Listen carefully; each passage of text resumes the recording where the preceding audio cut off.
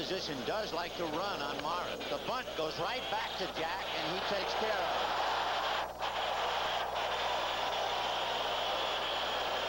So Wiggins trying to drag, but hit it right back to Morris. Just to finish off the point about the opposition running on Morris, they stole 18 out of 24 against him. One of the 6 caught was on a pitch out. And the big thing they tell me is not so much his slow delivery, but he is such an intense pitcher, concentrating on the hitter, that the base runner has a chance. Here's Gwynn. And Tony stole a base against him in game 1. Got a chance, but keep in mind in that game that he pitched, he's not afraid to double pitch out, which is a rarity. It did not upset him when it didn't happen. A hopper foul outside of first and down the line. 0-2 to Tony Gwynn. For any of the young fellows who think you have to have a heavy bat to be a good hitter, I'm talking about youngsters especially, Tony Gwynn's bat is 31 ounces, 32 inches. And I would think that's as small and certainly the lightest bat swung in the National League that I know of. The only lighter bat I ever heard of was Whitey Lockman, had a 29 ouncer. It must have been made out of balsa wood. Make model airplanes out of it. Right. 0-2. Gwynn in leading the National League, hitting .351. Piled up 213 base hits with that light bat. It's more like a baton, and he knows how to handle it. Steve Garvey on deck. 58 degrees at game time. Overcast in Detroit. Little roller to the right side to Whitaker.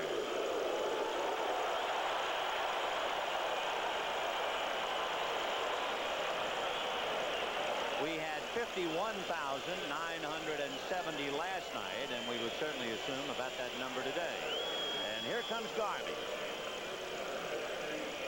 With Jack Morris pitching, Lance Parrish, as we look at the defense, Lance Parrish will give you a pretty good idea what he's throwing by his location. If he's inside, for example, on Garvey, you can look for the fastball. And if he's the outside part of the plate, that's split finger. And he's a little outside, just a tad. At least he was leaning that way. That's what he does, and he waits till the last minute. Only way you might be able to help your hitter is if you picked it up from the bench and you had a pre-arranged signal. Garvey has been struggling in the series. 1-1. He only has 2 hits, a 167 average. And Steve, who is accustomed to great performances under great pressure, has had 1 RBI in his last 60 at-bats in World Series play, which is kind of a shock. Change missed, ball 2, 2-1.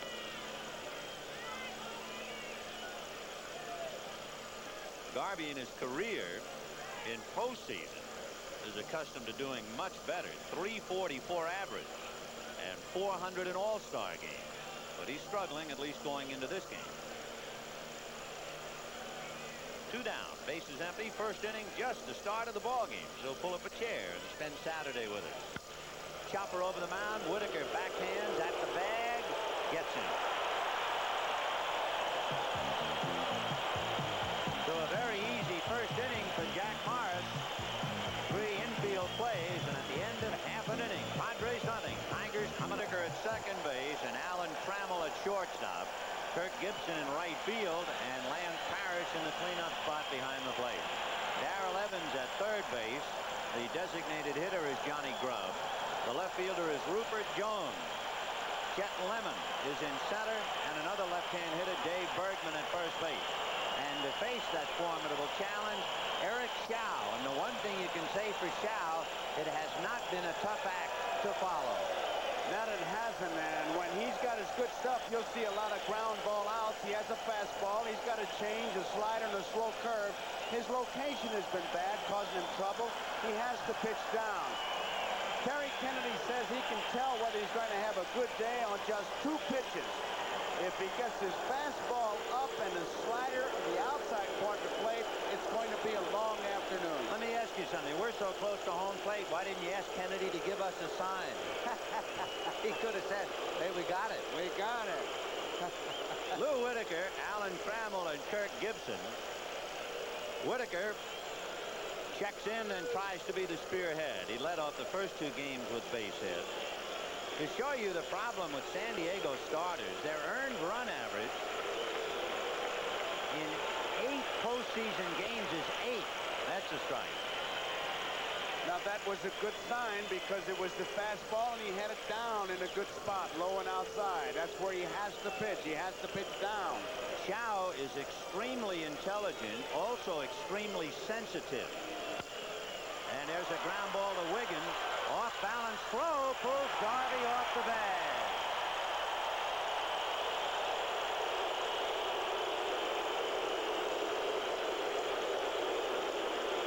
Wiggins had a difficult play because he was running away from the bag he had to throw to. Now you'll see it all the way.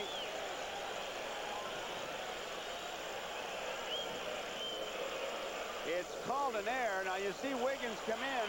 He tries to make the play on the move and just can't make it. So Whitaker aboard on a break, and Alan Trammell a batter. To conclude the thought on Chow's personality, there are those close to the San Diego scene that say his intelligence and sensitivity make it extremely difficult for him to pitch in a World Series game. Anybody would take 90 pounds of books to spring training, and that's what he did. You know, Wiggins tried to get it started for San Diego with Whitaker on and the count of 1 ball. They could put a play on and take it right to San Diego. So here's Trammell now with Whitaker aboard. 2-0. Chow, among other things, is a marvelous guitar player. In fact, I've heard him play Take Me Out to the Ball Game in jazz, and you can't realize how talented he is until you hear him do it.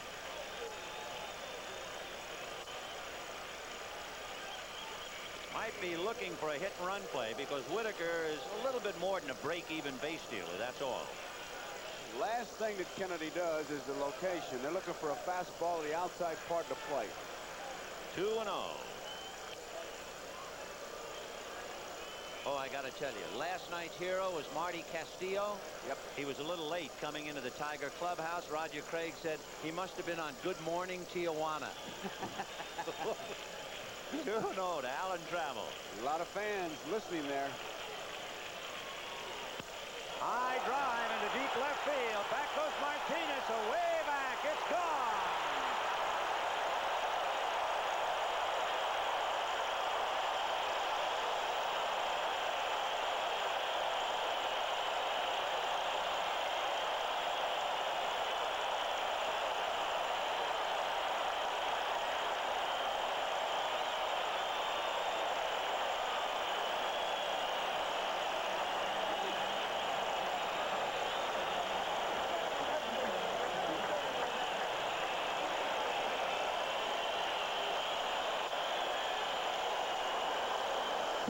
And no strikes, and that's a hitter's delight. 2 balls, no strikes, 3 balls and 1 strike, and carried even to 2 balls and 1 strike. That's when they like to hit. They can pick their pitch. Trammell did, and it's a quick 2-0 lead. Here is Kirk Gibson. Ball 1. The kid from San Diego, Alan Trammell, is 7 for 13 with 4 RBIs in the World Series. And again, the Tigers take a bite out of you in the first inning. A drive to center. Brown going back. That's the first out. And he got the ball up to Trammell. He got the ball up to Gibson, and Kennedy's trying to get him to keep it down. Williams will have to make a quick move today because he's running out of time. 5 of the 6 postseason games, the Tigers scored in the first inning. The time they missed, they scored in the second inning. They come to work early, don't they? And hungry. And here's Lance Parrish. And for Detroit, over that stretch, they have led in every game. The Padres, in their postseason play, have been behind by the 5th inning in every game.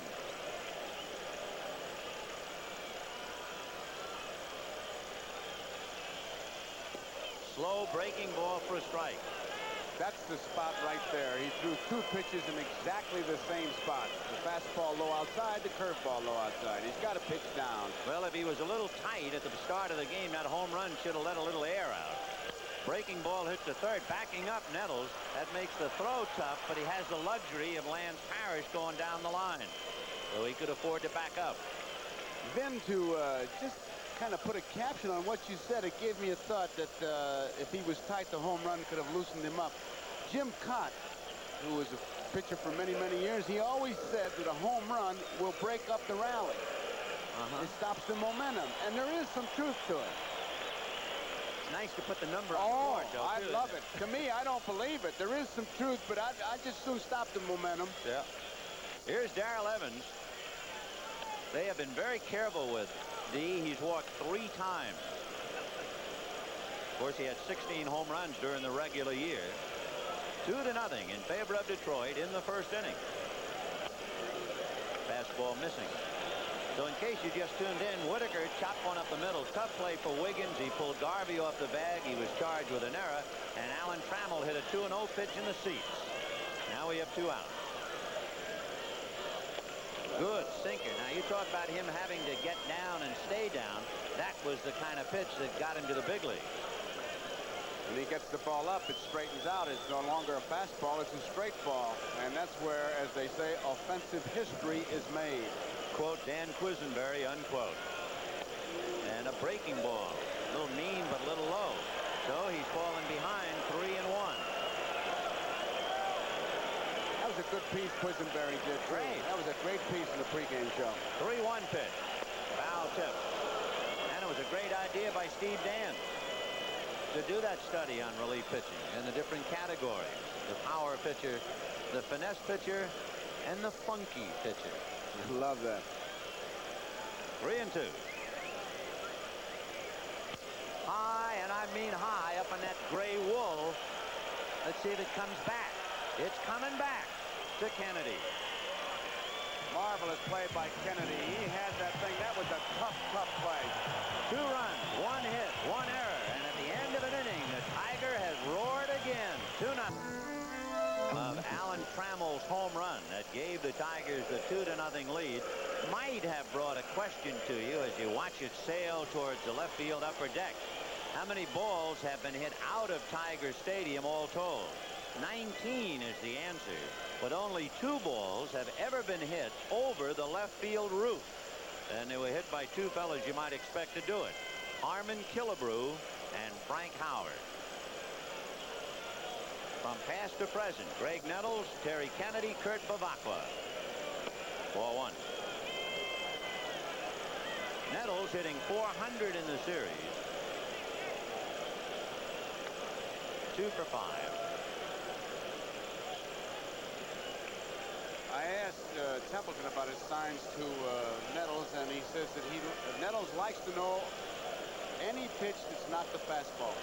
And that's what he's telling us. Yeah, that was a great study last night, watching the shortstop and third baseman whisper to each other, and then the shortstop and the second baseman on who's covering.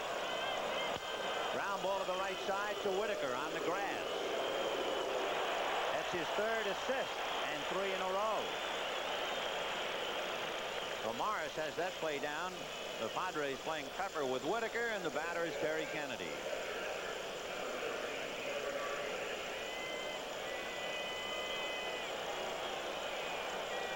Kennedy is 3 for 11 with a couple of RBIs. That translates to a .273 average in the series. And it was Terry who unloaded last night. And we saw that great catch by Chet Lemon. Right. Morris with his change. Jack stands in Sparky Anderson history book. He's all alone. Tell you why. 0-1 to count to Kennedy. A drive to right field, and Gibson just turns and watches it go upstairs. So Kennedy and the Padres, as they have done throughout the series, they come back. Morris had allowed 20 home runs this year, and 14 of them here at Tiger Stadium.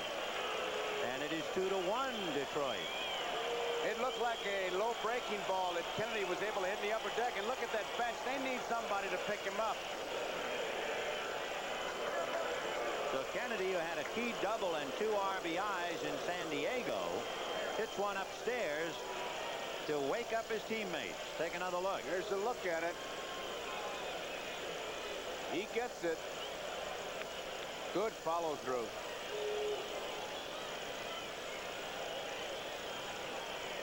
The batter now is Kurt Bavacqua. Ball one. Jack Morris, when he pitched a complete game in Game 1 of the World Series, that's the only complete game turned in by a pitcher managed by Sparky Anderson in 26 World Series games. 2-0. 2-1 Detroit. Battle of home runs. Trammell with a man aboard. Kennedy with nobody on. Bavacqua was one of these hitters who he'll look for his pitch. He'll sit on a particular pitch, and if he gets it, he'll show you a pretty good swing. You know, it's an interesting thing with Bavacqua being the DH. Here's a 2-0 pitch. Strike. At the start of the series, we pointed out that in the previous 4 times in the World Series, the DH was used in the even years, 76, 8, 80, and 82. The team that had the highest DH batting average won the series. Ground ball down the left field line. We'll conclude the thought as Bavacqua concludes his at-bat with a double, and he's the tying run. Bavacqua is now 6 for 12 as the designated hitter. The Tigers DH 1 for 11. They were playing him wide, not expecting him to pull that ball. He got a breaking ball, and he pulled it between the third baseman Castillo and the bag, or Evans rather, and the bag, and it's a 2-base hit. Darrell doesn't have much of a chance to get it. Martinez, the hitter, Deacon Jones spent a lot of time with him. They want him to get a little closer to the plate and just play hard pepper with the pitcher is the instructions that he got. Just try to hit the ball back through the middle. Well, he'll be hitting against the best defensive pitcher on the Tigers staff if he does. So let's see. And he bunts in the air, foul out of play on the count 0-1. He's looking down at Ozzie Virgil. And for Ozzie Virgil, memories have to come tumbling back when he comes to Tiger Stadium. In 1958, Ozzie Virgil made his big league debut here in the ballpark and went 5 for 5.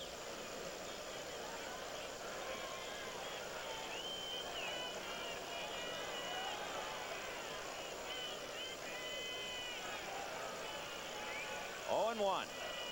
Busted bat and a foul ball. That may be the most aggressive swing that the youngsters had.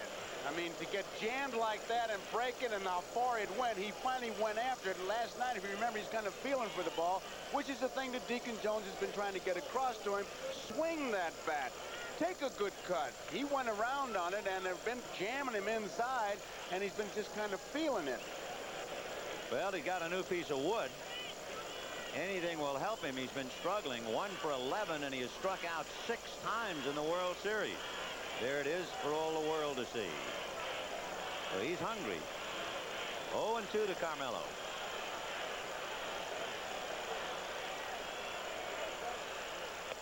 To show you how tough things have been for Martinez, he's had only 1 hit to go to the outfield, and that was in the 2nd game of the League Championship Series. He used that fastball inside, and they've been just throwing a slow curve or an off-speed pitch to the outside part. 1-2. High drive, hooking down the left field line and going foul. He hit it hard enough and deep enough, but he hooked it. The difference in this youngster today is he is, at least at this time at bat, aggressive. He's not feeling for the ball, saying, I hope I hit it, I hope I don't strike out. And there is a difference. Yeah, once you get to be a reputation of a defensive hitter, you can see how what a struggle it is. And look what the Padres have been doing. They've really been defensive and non-productive. 1-2. Fastball fouled away. And as you said, he had a good hack at that. Well, he's hacking now. That's a good one to use. Before that, he was just almost a polite, I hope I don't hurt the ball. You don't want to kill the ball, as George Foster says. You do want to bruise it. 1 ball and 2 strikes to Carmelo Martinez. Bavacqua at second, the tying run. With 1 out, it's 2-1 Tigers, top of the 2nd inning. Breaking ball got him on the inside corner. I'll say one thing, that was a mean deuce. That was nasty. And for one thing, he started it right at Martinez. They usually been starting it at the middle of the plate, but he starts it right at him. Here's the way it looked to Martinez. You can see it right at him. It almost It caught the inside corner is what it did, but it almost, as I say, gives you the feeling it's going to hit you, and then it breaks over for the strike. He gave up on it, and it was nasty. Gary Templeton with 2 outs. Ground ball to guess who? That's 4 assists in 2 innings for Whitaker. They leave Bavacqua. At the end of an inning and a half, the Tigers 2, the Padres 1, as Terry Kennedy goes back to work. A boxing doubleheader with Cornelius Boza Edwards and Charlie Choo-Choo Brown. And before a packed house of his fans in Belfast, Ireland, it'll be Irishman Barry McGuigan fights Felipe Orozco. So that's NBC Sports World after the dust is settled here in Tiger Stadium. 2-1 in favor of Detroit. And Johnny Grubb, Rupert Jones, and Chet Lemon. Grubb, an all-star for the Padres 10 years ago.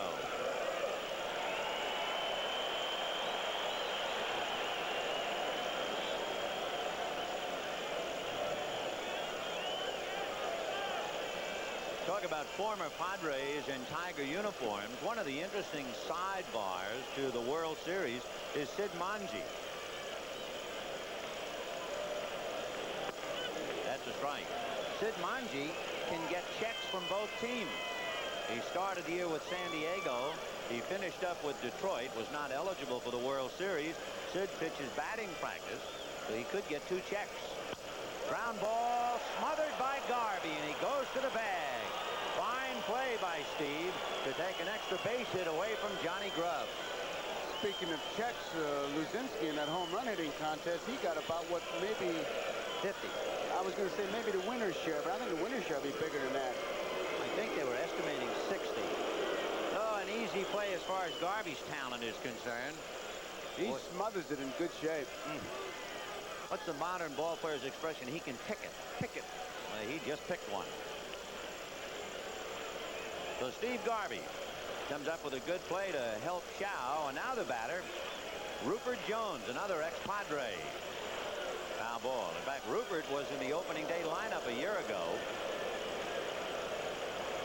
We were talking earlier about the 19 home runs hit out of Tiger Stadium. Rupert hit one out this year. It's quite a, well, it's 94 feet to the roof in right field. Breaking ball missed. Now that roof is 94 feet. The top of the light tower is 155 feet, and that's where Reggie hit one. The ground of the upper deck is just 34 feet. Slow curve on the corner. 1 and 2. He is spotting the ball well.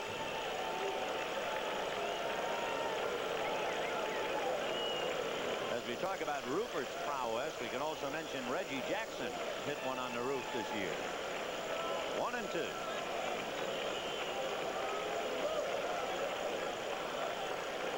Two and 2. Rupert's close friend is playing center field for the Padres.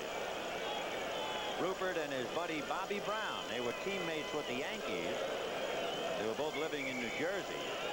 And they're still good buddies, except right now.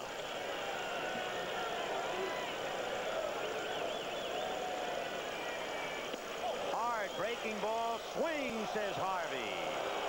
So Rupert Jones goes back to the bench on a check swing, 3rd strike.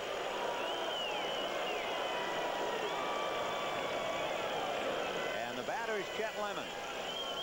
The key word is intent. Oh, yes. Good call. I'd have to go along with Harvey. Well, here is certainly one of the heroes in last night's victory with his remarkable catch of the ball hit by Terry Kennedy. And he fouls it away. Let's take a look at that catch. It went like this.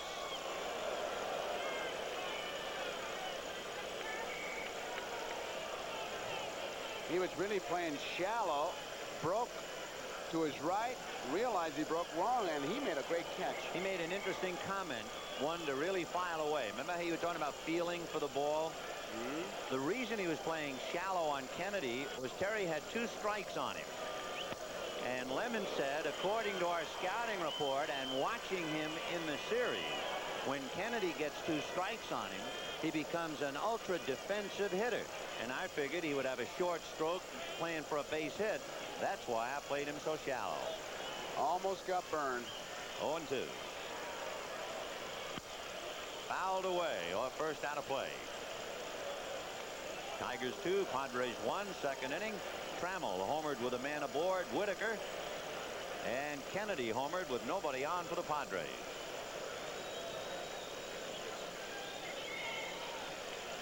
Oh, 2. They're going to look at first, but no swing. Runge flashing palms down.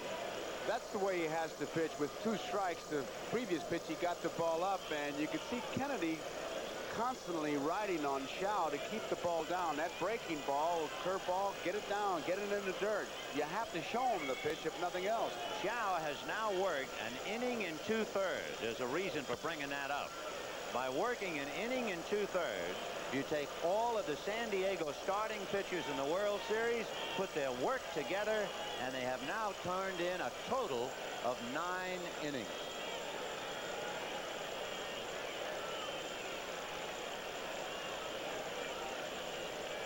One and 2. There you see Ed Whitson, and he's still thinking about his early chase. Got him. High fastball, and Lemon went after it. 2 strikeouts for Shaw, and at the end of 2, it's 2-1 in favor of Detroit.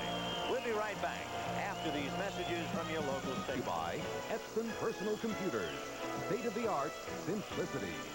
And by Wagner, the right tool for painting. We're moving to the 3rd inning with the Tigers leading the Padres 2-1. Bobby Brown, Alan Wiggins, and Tony Gwynn. And boy, there's got to be a lot of weight on Bobby Brown's shoulders. He is 0 for 14 in postseason play, 0 for 10 in the World Series. Takes a strike. Every time he comes up, there's a couple of men on base, except now. He's had 12 runners on base, and he has failed to advance 11 of the 12. The only time he advanced somebody, he hit into a force play and picked up an RBI. But what we're really doing is not pointing out Bobby Brown's inadequacies. We are pointing out the tremendous void because of the injury to Kevin McReynolds. Pretty hard to have a fella sit around on a bench all year and suddenly say, okay, now you play every inning of every game. Well, there's Kevin. They ask you to fill shoes, but nobody tells you what you're going to fill them with. I went through that with Walker Cooper when they traded him to the Giants. Ground ball, backing up is Bergman. That means Morris has to make the play.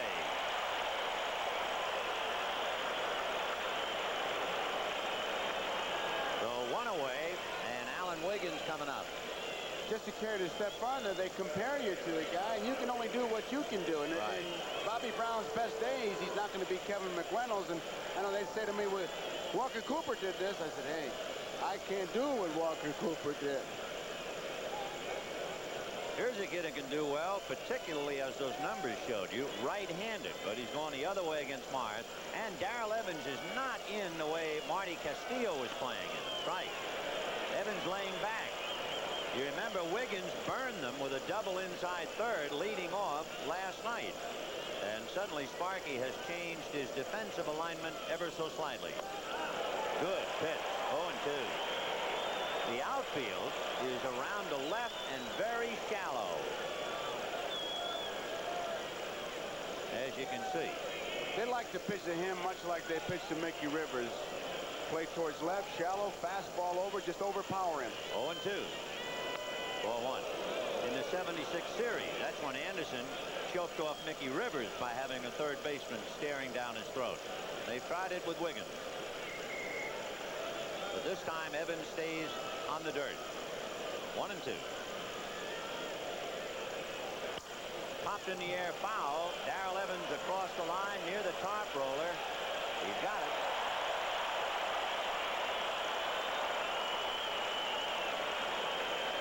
You can see that these Tigers, they don't give up on a ball hit near the stands. They figure it's coming back. There's that split finger, the thing. Split finger fastball, it's got the fastball motion, but because you split the fingers, it comes tumbling at you. So 2 down here in the 3rd inning. 2-1 Detroit. Tony Gwynn trying to time one, and he's successful. Boy, did Gwynn wait on that pitch. He started his swing, held it up, and still drove it into right field. And the batter will be Steve Garvey. We talked about his light bat. If there's such a thing as good bat control, you saw it right there. He just started his body, but the bat was back, and he was able to still pull that ball. Garvey has 2 hits in the series, a double and an RBI, and of course his durability and his consistency are 2 of his many strengths. Lance Parrish is always checking with Roger Craig, see if anything is on. Craig calls throws to first and pitch outs. And remember, Gwynn stole against Morris the first time they faced each other, and with 2 out, he might try to go here. He runs on his own. There is Roger Craig. You know, Roger has a scraped chin, a really severe looking bruise. We wondered about it. Ground ball hit down to Trammell. He goes to Whitaker. That's it.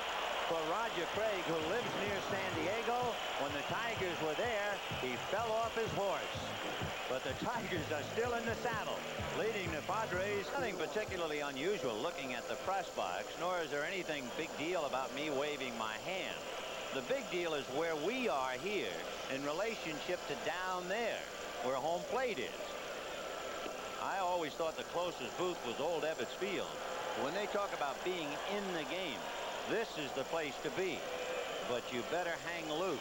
Oh, I love it. I love it. I tell you, for me, I can't watch a game unless the ball is coming towards me. You know, the catcher's the only guy that the ball is coming towards you. Everybody else, the ball is going out. I don't mind it coming towards the catcher. It bothers me when it's coming towards us. You don't trust my hands? Not when I tried to shake hands with you and it felt like I put my hands in a bag full of peanuts. No, no. They're not that bad.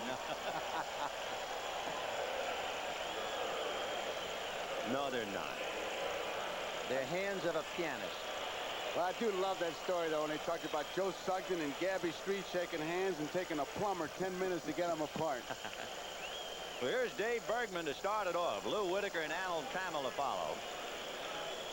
Ball 1. Bergman hasn't had much of a chance to swing the bat. He's used mainly as a defensive replacement. He's 0 for 2.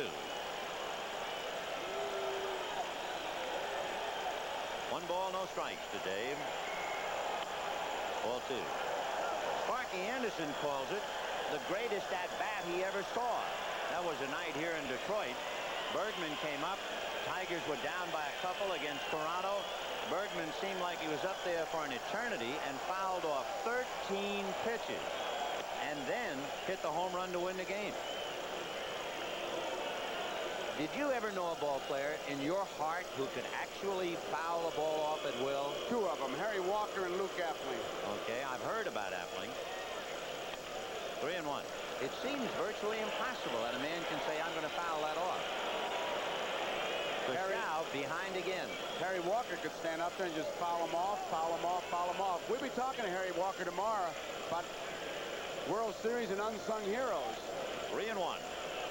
Ground ball down. Oh, nice hop for Alan Wiggins. Friends, this telecast presented by authority of Major League Baseball may not be reproduced or retransmitted in any form without the express written consent of Major League Baseball. It's 2-1 Tigers. We're in the 3rd inning with 1 out. Whitaker hit a ball up the middle. Wiggins backhanded at the bag. His off-balance throw pulled Garvey off. They gave Wiggins an error, and then Trammell homered. Home run by Trammell, a line drive by Gibson. Everything else, ground balls at the foul ball. Yes, but ground balls is strikeouts. Breaking ball, line to right, base hit. And Gwynn slips, and Whitaker on his way to second. He will make it.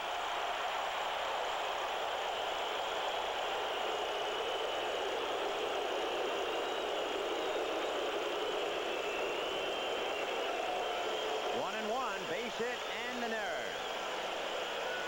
Gwynn slips and it loses the double play as Whitaker goes into second base. It doesn't appear wet, but there's proof that it is. time Tony recovers, Whitaker is into second base. So that is the second San Diego error. And the batter Trammell, and of course Allen hit one out.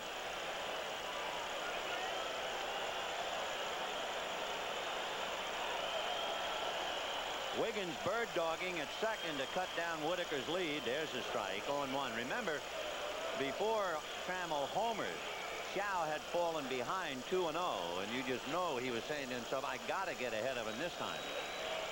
Allen's having a big series. 7 for 13, a home run, 4 RBIs. Short hop by Kennedy. They got to try to cut Whitaker's lead at second base to help the outfielders, because any ball that gets there, they're taking off. They're running. The Padres do not have a good throwing outfield, do they? No, they don't. 1-1.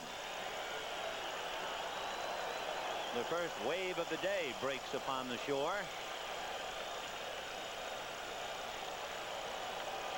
Breaking ball hit the deep left field. Back goes Martinez. Goodbye.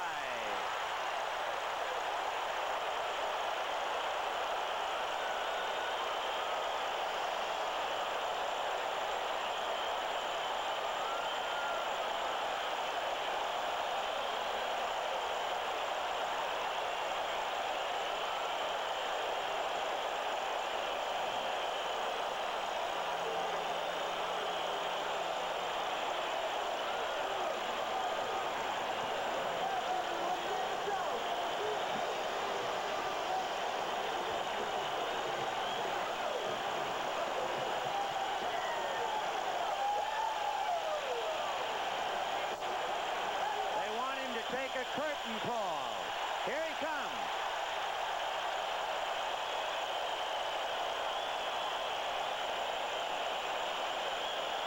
Boy, has the little San Diego Padre fan grown up. Up the middle, base hit.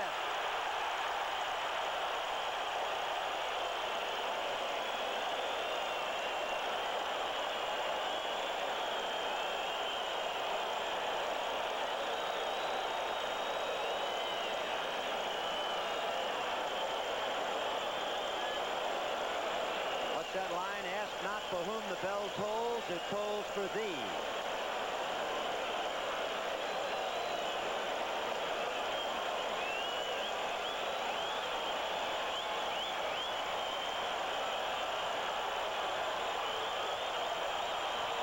Here's Lance Parrish. A bad pitch out. Boy, he's rattled. Well, he was having his head down after the second home run. You can certainly appreciate his feelings, but he's got to worry about this hitter because Gibson can run at any time. 1-1. I don't know whether if it's a case of locking the barn door or not. Dave Gravecki gets up now, but it is 4-1 Tigers. Gibson at first. And of course, the one thing that Dick Williams cannot defense against has happened. 2 home runs, each with a man aboard, and both by Trammell. Dick Williams read in the paper that Sparky Anderson, psyching his team, said, we're going back to San Diego. And Dick Williams said, I know we're going back. I don't know if the Tigers are going with us.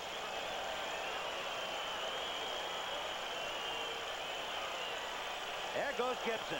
Hit and run, foul ball, and the count 2-2. Manager's delight, 2 balls and 1 strike. And Gibson, you could see before he started to go, he kind of leaned. And that's when, going to the other bench, Roger Craig, he looks for things like that, and he motions to throw over there. A base stealer, like any thief, before he's going to steal something, will make an unnatural move. Well, he's made a lot of them because he stole 29 this year. 2-2. Look at him digging that left foot as if he's going to push off. And there he goes. And it's fisted in the air to Garvey. And they call Gibson back to the bag. You were talking about that unnatural move. Gibson looked like a cat trying to bury something down there with his left foot. And he was digging in as if he had starting blocks. Look at this. But it's a straight up shot. There's a little movement in his hips. Yeah. I'm going to say something I wouldn't ordinarily say. that he tips off when he's running. You can watch him. There's a little move in his hips. Well, he did everything but dig a hole with a shovel. Well, he plants that pretty regularly. Oh. All right, we got 2 down. Gibson at first, and the batter is Darrell Evans. And now with 2 out, we'll see if he moves with a left-hand hitter, and Kennedy calls pitch out just to take a look. Now watch Gibson yourself, Ben. Now he'll plant his foot, the left foot, he'll plant it. He's planted. Now he's throwing over there. When he was going the last time, he not only planted, but he scraped maybe 4 or 5 times. That left foot was really in a starting block. Not now. 1-0 to Evans.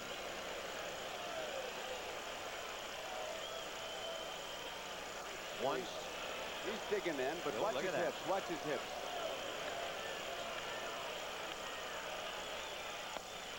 Two 2-0. You got me watching hips. Rupert Jones, Kirk Gibson. I tell you, baseball is a game you never see. There's a little war going on constantly. Watching the ball is easy.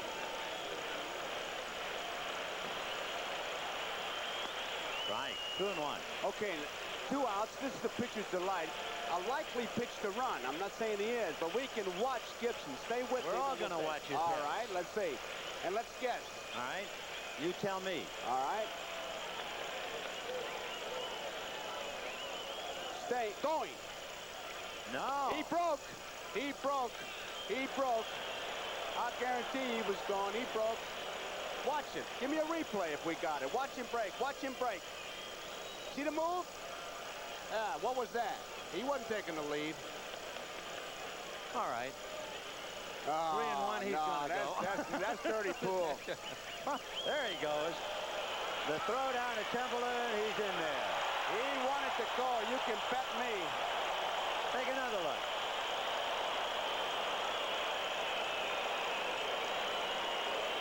Right there. Right there. All right. All right. Okay. Now. He did the same thing on the pitch before. Exactly the same thing. Absolutely right. Now you tell me. You sound like my 7th grade nun. School's out. She wants to pass me in July. All right. Gibson steals second. What do I know about guys' hips? Ball 4 to Evans.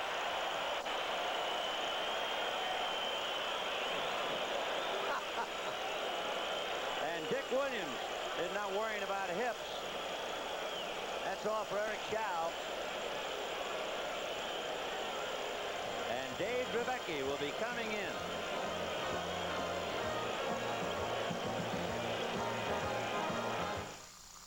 Here's Nolan Ryan with the 10 winners of the 1985 Ford Mustang convertibles in the Gillette Watch and Win World Series sweepstakes. If you This is for Eric Chow, runners at first and second with 2 down, and he'll be pitching to Barbaro Garbey, who is batting for the DH Johnny Grubb. Not afraid to come inside to the right-hand hitters. If he's got his good stuff, you'll see some broken bats.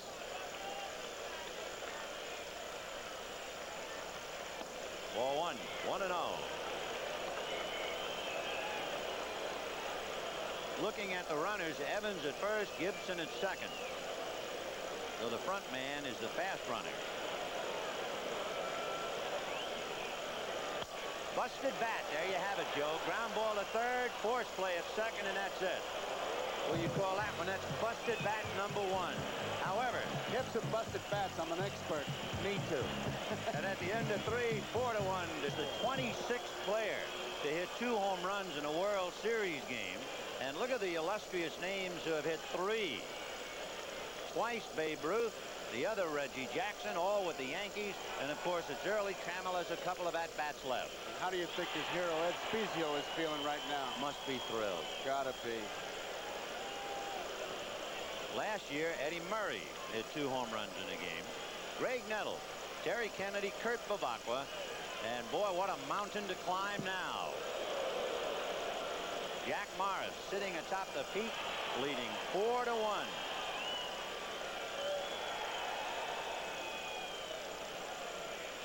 By the way, and they have certainly not asked me to do it, but I'm going to do it anyway. We've had some marvelous pictures today. Great camera work. And And I really want to salute the cameraman, especially for this reason. 1-1. You know, it was a late game last night. A huge crowd in Detroit. Most of the fellas left the ballpark at 2 a.m. and had to leave the hotel at 5 a.m. to get back here for today's game. And they're doing a great job. 2-1. It was hard to tell the cameras from their red eyes. Oh. It looked like tally lights in their head. I mean, if they were really bearing down, they had about 2.5 hours sleep.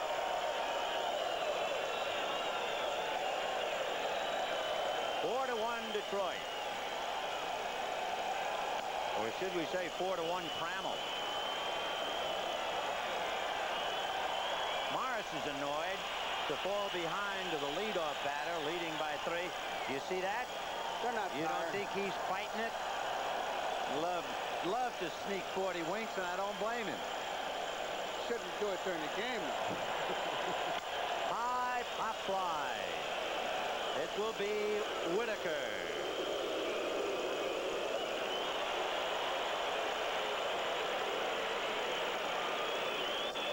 So 1 away in the 4th.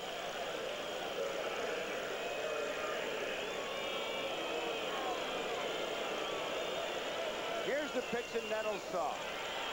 The thing.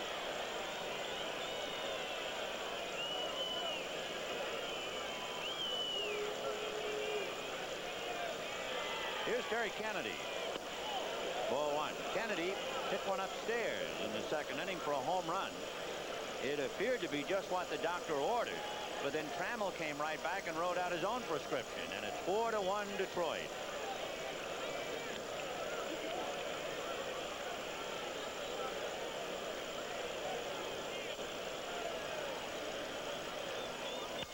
High fly ball into shallow left, and Rupert is there.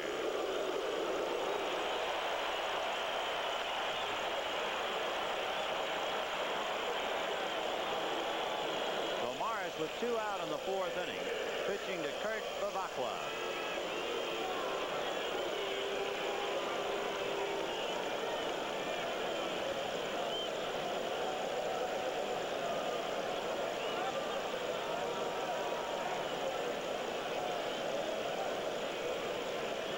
Runs, 4 hits for Detroit. The 2 big slings by Trammell.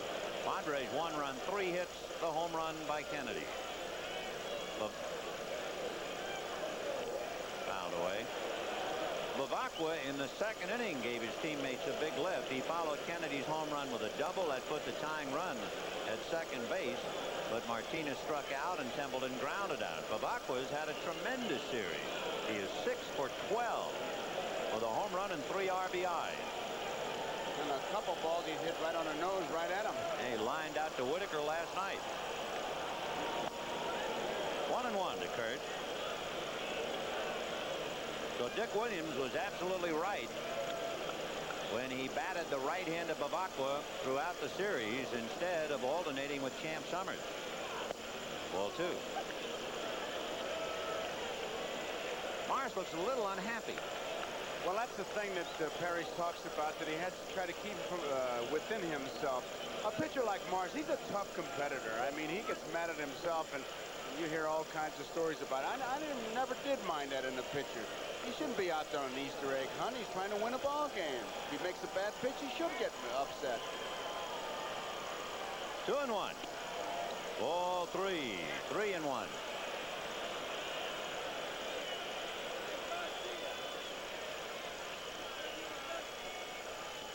He went 3-1 to Nettles, remember. He was annoyed at himself, but Nettles got the go-ahead and popped it up. Now he is 3-1 to Bavacqua. 2 out, 4th inning. Tigers 4, Padres 1.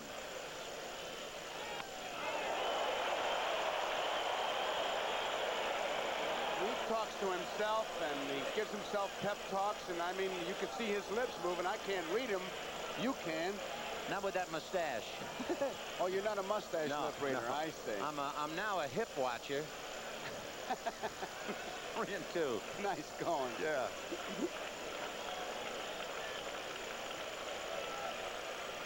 Three and 2 to Bavacqua.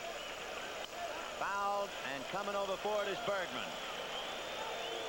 That's it for San Diego. It's 4-1 Tigers at the end of 3.5 innings. Let's take another great moment in World Series history. During the 1920s. And Larry Herndon hitting for Rupert Jones. He's 3 for 9 in the series. And he has hit well over 300 against left-hand pitching. 4-1 Detroit on 2 home runs, each with a man aboard by Alan Trammell. Fouled right into Kennedy's mask. Oh, did he take a lick then? That's why I always like those big heavy masks like he's wearing. We didn't have that little tail hanging down there, which is a great idea. Bill Bueller came up with that, didn't he, with the Dodgers? Steve Yeager, yeah. Great idea. 0-2 to Larry Herndon. Down he goes. Drevecki's very deceptive. He usually spots the ball well. He keeps coming inside. If he doesn't rush, he's going to be a tough pitcher, and he's a determined young man. Youngstown, Ohio. George Schuber's hometown. You remember Shotgun? Oh, yeah. Well, Drevecki is a hard-nosed, and he's got a chance to really be a good one. It's tough for him to be in there now with the ball club down 4-1. His job, like Greg Harris last night, is to hold that Tiger. Chet Lemon struck out in the 2nd inning. Fisted foul, out of play. 0-1. 1 out, 4th inning.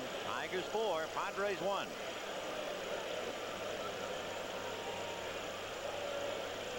You know, with Eric Schau being chased so early, and that has been the pattern for all the San Diego pitchers, you might wonder if there's ever been a World Series like this. In 1947, the Brooklyn Dodgers against the New York Yankees, the longest stint by any starter was 4 2/3 innings by Rex Barney. And believe it or not, the Dodgers carried the Yankees 7 games. That was the series that featured Bill Vevin's close no-hitter, Cookie Lavagetto breaking it up. And Kennedy got that on the right arm. And before the game, he had so much hot stuff on him that Templeton even said, who's got that stuff on? It's some kind of bomb that they put. And Kennedy said, I have. And they even moved because the odor coming from it, and it was so hot, and it was his shoulder and his elbow they were working on. In fact, Terry said it took the trainer 45 minutes to get my arm ready. Well, that hit him somewhere just around the shoulder and bicep where they meet. 3-2.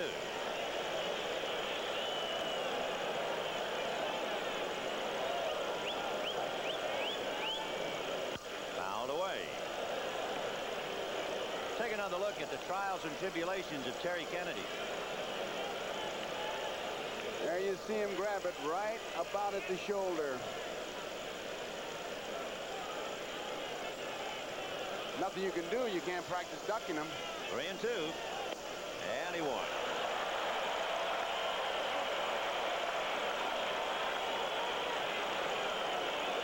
So Dave Drevecki walks Chet Lemon, and that'll bring up Dave Bergman. Bergman in the game along with Darrell Evans. And since they're leading by 3, there's no reason to take him out. Boy, he's a slick bill with that glove. Lemon takes a good lead, but Drevecki's staring at him, and he goes anyway. The curve is chased. The throw is offline.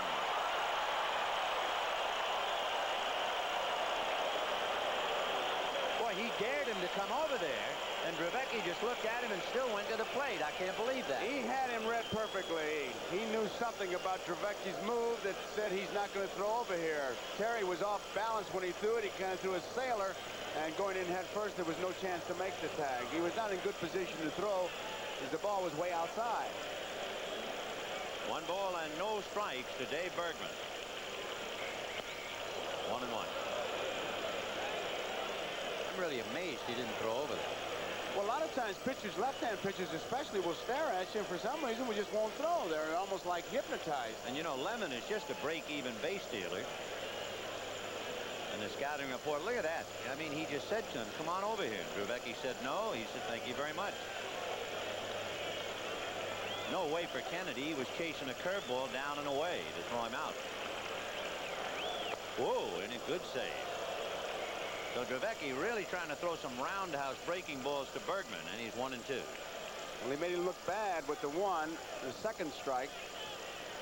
Bergman will probably be getting it again right about here. And Lemons to third. And Kennedy to Nettles. They got him. So Bergman strikes out. Lemon is doubled up, and the bottom of the fourth is history. No runs, no hits, nobody left as Lemon is nailed at third. It remains 4-1 Detroit, and we'll be right back after these messages from your local station. Gotcha. Hi, I'm Bob Euchre, sitting in the front row to host this week's Saturday Night Live. Bob, your seat's up there. Comedians, I love them. By Midas. For mufflers, brakes, and shocks, trust the Midas touch. And by Atra from Gillette, the essence of shaving. The Grand Dame, the Dowager Queen. Tiger Stadium in Detroit. They've been playing on this site since 1900. She's changed her names a few times, Navin and Bennett and Briggs, and now Tiger Stadium. Carmelo Martinez, Gary Templeton, and Bobby Brown. And of course Martinez, who was so much more aggressive in the second inning, still wound up with the same result. He struck out. Fouled away. Lemon from second base running on his own. Now watch him look at home plate to see what's happening. He knows he's out by a long shot. Looks like he may have changed his mind, but he tried to sneak in by missing the tag, and Nettles gets him. Very close. Very close going in that way. I don't like to see him going in and standing up, but he made it close. 1 ball, 1 strike. Of course, we saw that great body control going after that ball Kennedy hit last night. He probably could have been a good halfback. And you wonder how much of a factor the foul tip off Kennedy's shoulder with the advance news is in these Tigers running, although they were going to run from the beginning. 2-1. Tigers 4 runs, 4 hits. 2 home runs by Alan Trammell, each with a man aboard. Padres 1 run on Kennedy's home run. Jack Morris 119 along with Bert Blyleven, trying to win his second in the World Series. Of course, Mickey Lolich back in 1968 won 3. Ground ball to third. Darrell Evans to Dave Bergman. So far, Jack Morris's top speed on his fastball has been 89 miles per hour. You know who he reminds me of as a pitcher, American leaguer? Not in facial expressions or delivery, but in his intensity, Vic Raschi. Yogi used to always talk about when he'd walk out to go out there, Raschi would say, "Get back there, I know about pitching." Templeton, by the way, 9 of 13 hit the first pitch. Strike, 0-1. It just shows you that somebody may have said something to him, too. Guy been keeping tabs on him, and even talked to him about it before the game. 1 ball, 1 strike. So Gary Templeton with 1 out. Morris had retired 5 in a row since Quinn singled in the 3rd inning. And once Jack gets under a full head of steam, the Padres will really be in trouble. And they have to do something, and quick. 1-1. Remember how Morris pitched in the first game of the series. Fouled away. In that first game, he had some trouble. And then the last couple of innings, he wound up striking out 3 of the last 6 batters he faced, and he breezed in, striking out the side in the 6th inning, and he was just unbeatable after that. 1-2 to Gary Templeton. 1 out, 5th inning. Tigers 4, Padres 1. Fouled away. You know, you talk about competitors without mentioning any names. A manager told me once about a pitcher whose name was Jack, and he would go out to the mound to talk to him, and he'd have to say, "Jack, Jack, it's me," to break the concentration. Almost have to introduce himself to the pitcher to get his attention. That's how much of an intense competitor he was. That's why many times you can't have complicated signs. They turn into zombies. 1-2. Down goes Templeton. He's throwing much harder now. He's in the 90s, I guarantee you. He looks like he's on a roll. He's retired 6 in a row. Templeton had a good cut at it, just didn't get it. Jack Morris had 10 strikeouts as a high this year. He had 8 in his no-hitter, and he had 9 in the first game of the series. He has 2 today, and Bobby Brown pops it up.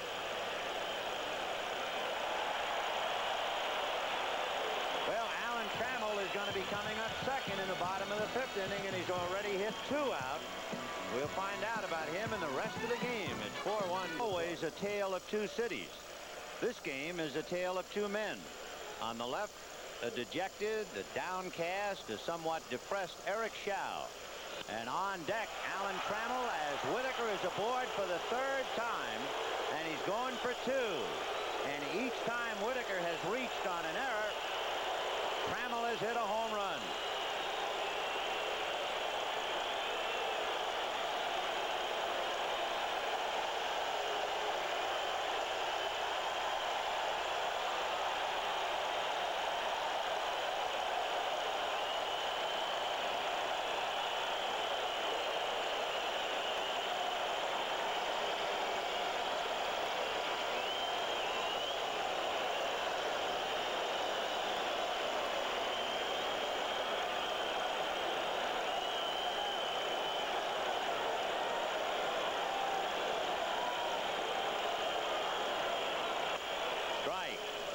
Whitaker was aboard on an error in the 1st inning, and Trammell homered.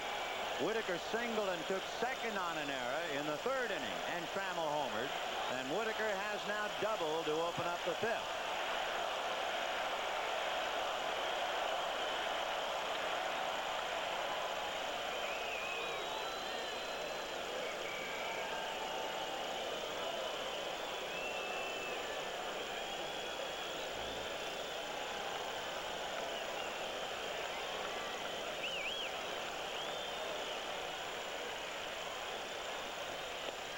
One. It was interesting when we came here to do a game of the week that the turning point in Trammell's hitting was when he closed that left shoulder and he kind of faced it towards right field. He says, I can still open up, but I can still drive the ball into right center field. He wants to keep it closed. He doesn't open up too soon. There it is. Ball 2, 2-1.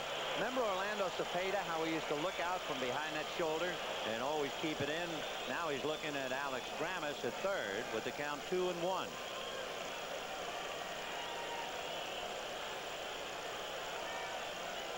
Bottom of the 5th inning, Tigers 4, Padres 1.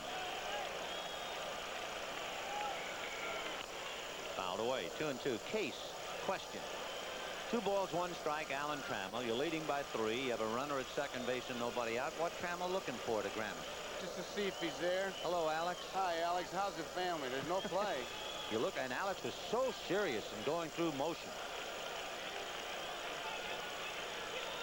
Of course, it's a good habit to just look down there, and it's a good habit for the coach to answer. A lot of times they'll put on signs that mean, for example, he put on a squeeze sign right now, which is impossible, of course, since there's nobody on at 3rd. 2-2. Little foul the other way. You see how Dravecki's able to jam these right-hand hitters, and one of the reasons, the big reason, is when I talk to these guys, they tell me that the rotation on his slider looks like a fastball. They think it's a fastball, and then it darts in, and he just jams them. Trammell has had to change the bat because he comes inside. Well, remember, the very first man he faced was Garvey in the 3rd inning, and he broke his bat. And he has just chipped Trammell. And don't think you don't use that as a yardstick when you're playing. If the fellow's got good stuff, he has a trademark, and that's his trademark, breaking bats. 2-2. An advanced man for Hillerick and Bradby as Dravecki turns it around.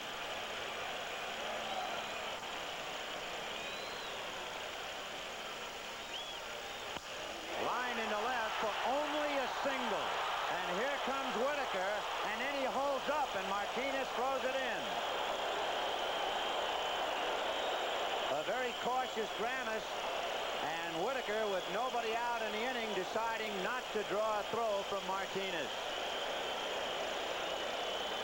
Ball is up, and you can see Martinez charging, and you can watch Whitaker. He's looking himself. Grammas has got him coming around, and Whitaker heads back, and with 1st and 3rd, nobody out, they got something going. If Whitaker gets thrown out at the plate, maybe slips or falls or whatever, you got your rally stopped. Now it's going. So you have the left-hand hitting Dravecki countering against Kirk Gibson, and then Parrish and another left-hand hitter, Evans. 1st and 3rd. Nettles is up. Templeton and Wiggins back. Garvey holding the bag on Trammell. 1-0. No one throwing in the Padre bullpen. There's Whitaker at third and Trammell at first. The inning record, of course, is a double play, and this guy's tough to double up. He's got to hit the ball hard and right at somebody to get it to with him hitting. 1-0. Foul back. Well, would he like to have that pitch back? You saw our vantage point. You could hear him say, "Ho!" Look at him. Read his lips, man. Well, he's got a gamer on, too, with that beard. I asked him, when's the last time you shaved? He said, if I didn't have to shave, I'd never shave. You know, I saw a ball player who shaved with a stick. He shaved with a tongue depressor. Shaved what with the tongue? A beard. A beard. You believe me? No. Oh, now, come on. After all these years, you don't believe me? How do you do it? I'll tell you. 1-1 to Gibson. 2-1. He put on a depilatory and then took the tongue depressor and scraped it off, and the beard came off with it. Well, if you use a depilatory, anybody knows that. Oh, depilatory. Oh, whatever it is. 2-1 to Gibson. And, of course, the Tigers now trying to maul San Diego and tear it wide open here. Fouled away. 2-2. Whitaker anxiously at third. Over at first, Alan Trammell with 2 home runs and a single. Well, they talk about Trevecchi's hard slider, and I'll tell you, right now is when he needs it. Dick Williams needs more than a hard slider. He's down by 3. We're in the 5th inning. Lights are on. They've been on since the start of the game. A foggy day in Detroit town. Richie Garcia and the plate umpire. Sparky looks on. Is the plate umpire, and Trevecchi having trouble finding a ball that suits him. And he gave him 3 different ones. 2-2 to Kirk Gibson. Nobody out. Now you can have Trammell going, but at the same time you have a free swinger who struck out over 100 times during the year. But the Tigers spending house money because they're leading 4-1 anyway. What would you do? I'd run him.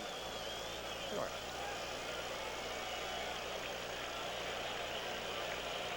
Garvey holding. He doesn't go. And down goes Gibson. And I guess the thinking was he's so tough to double up because of his speed, wide gamble. Boy, he's hot. But you got to figure the way they've been running, thinking of Kennedy throwing back there, that you'd stay away from it. But, hey, all kinds of little wars going on. So a thoroughly frustrated and angry Kirk Gibson goes snarling back into the dugout. Won't make him feel any better, but our gun clocked it at 97. Whoa. 97? That's what they tell me. Here's Lance Parrish 0 for 2. Ball 1. Don't forget that tree they got at 80. Yeah, that sounds so high. For him. Oh. I mean, you're talking Nolan Ryan. Dwight Gooden. 1 ball and no strikes to Lance Parrish. Grounded to third, fouled out. 0 for 2. Ground ball foul outside of third and down the line. In the inning, Whitaker doubled. Trammell singled into third, and Gibson is struck out. It remains 4-1 Detroit.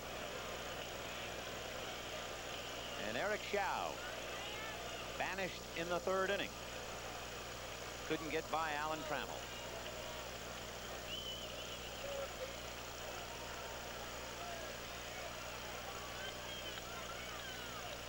One and 1.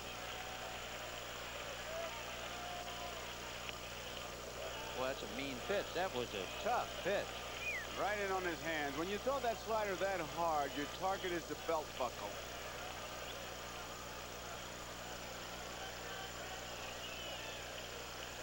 Two and 1 to Lance Parrish. 33 home runs. He can get you rich in a hurry. And Trevecchi, and maybe that's one reason why he doesn't throw over. Almost threw that away. Garvey has to make a pretty good play. Look at here. 2 and 1 to Lance Parrish. Busted bat and a 1-hopper, and they can go to the plate And Kennedy tags out a sliding Whitaker, who got it up around the jaw. And I'll tell you, Nettles really had to make a good play because that bat was coming right at him. It was right in line. Watch this now. Watch the bat. Look at the ball coming and the bat. He doesn't know what to do. He's ducking both. You don't think that's distracting? And Whitaker looking back to see what's happening, and he's an easy out. You talk about a tag in the chops. He got it on the right side at the jaw. And with 2 down, the batter, Darrell Evans. Watch this. No contest. Ooh. Well, those little guys have no chance. You tag them everywhere. Yeah, but remember, he flipped him.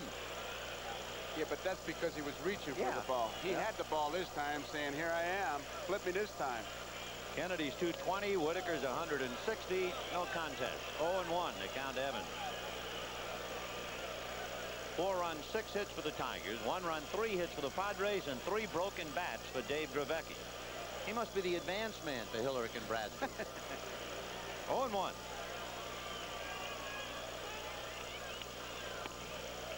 One and one. There they are, the runners.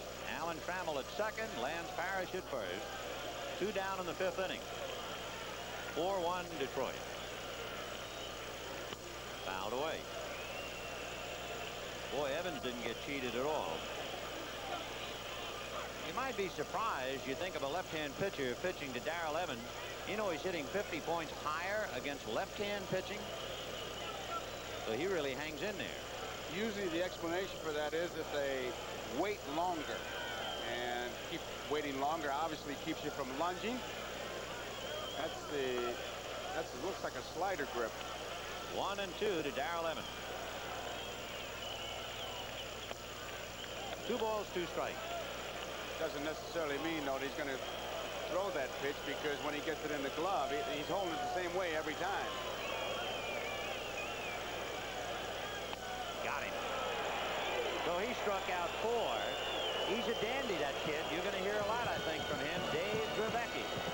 You also hear from Gibson, and you've heard from the Tigers. 4-1 Detroit at the end of the World Series. Our boxing doubleheader from Belfast. Boza Edwards versus Brown. McGuigan versus Orozco.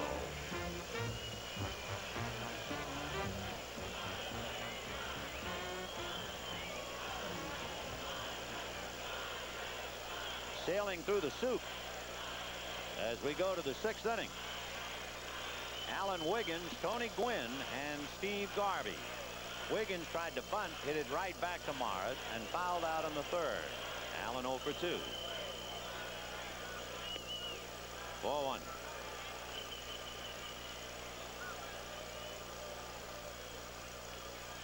Wiggins has had a fine series. He's hitting .375, although they've shut him down today. Darrell Evans does not commit himself nearly as much as Marty Castillo. Castillo was halfway to home plate. Evans is more cautious, but the outfield, as usual, very shallow back of him. 2-0.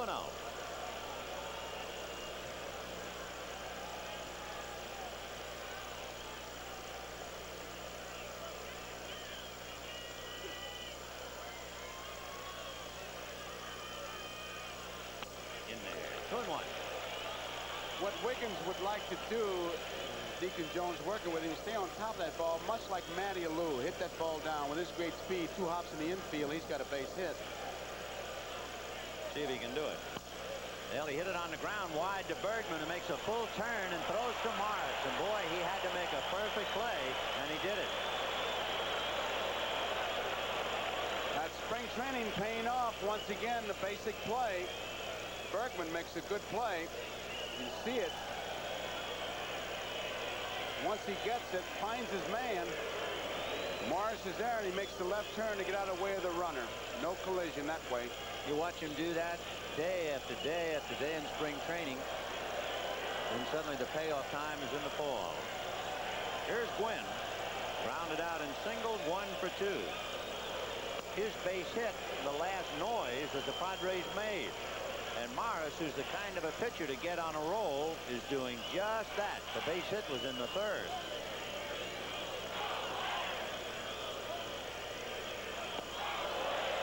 The only play that they practice in spring training that doesn't ever seem to work is the rundown.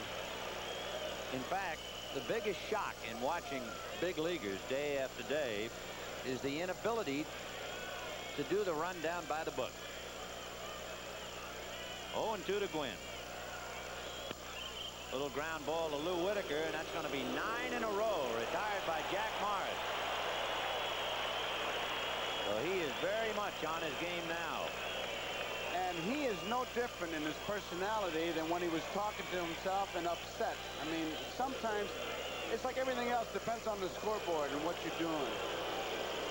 When he was upset, he appeared annoyed at himself falling behind 3-1 twice. And each time he turned it around and got the hitter. Here's Garvey, grounded out, hit into a force play. Garvey 0 for 2 today, so he has 2 hits and only 14 at bats.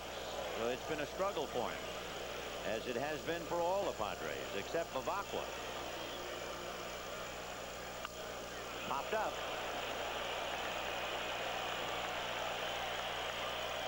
And the top of the 6th inning is history. And Morris has retired 10 in a row at the end of 5 1/2. The Tigers 4. And the Padres, bottom of the 6th inning. It is 4-1 Detroit. He certainly is. What a great sign, Morris the cat. And there he is. The real article. Barbaro Garbey, Larry Herndon, and Chet Lemon against Dave Dravecky in the bottom of the 6th. Still 4-1 Detroit. Fly ball to right field, playable, and Gwynn is there. 1 away.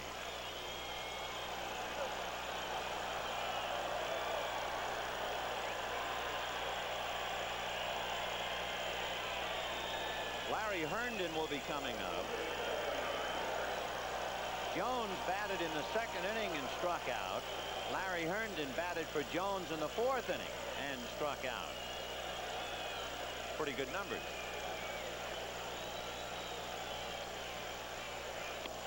Ball 1 away, 6th inning. 4-1 Detroit. Fouled away.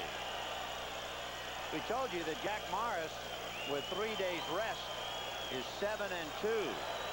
Tomorrow, Dan Petrie will be going.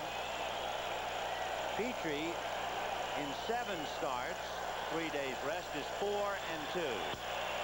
Hit into right center field for a base hit. Gwynn over to cut it off. Comes up with it, and Herndon holding.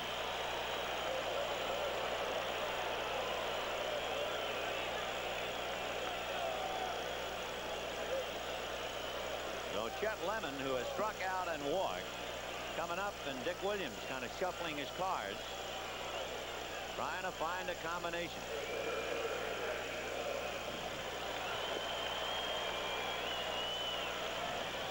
Lemon struck out, walked, stole 2nd, and was nailed trying to steal 3rd. Half swing. They'll check at first. Swing, says Runge. 0-1. 4 runs, 7 hits for Detroit. The story is Alan Trammell. He homered with a man aboard in the 1st, homered with a man aboard in the 3rd. The Padre run, 2nd inning home run by Terry Kennedy.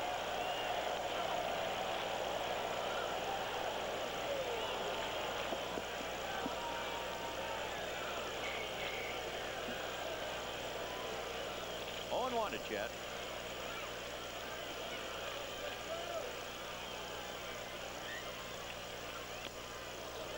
Foul tip or just a swing. Strike 2.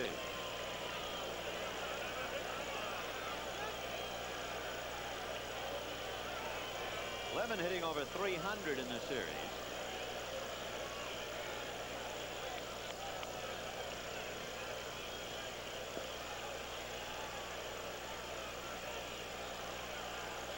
One out, 6th inning. Tigers 4.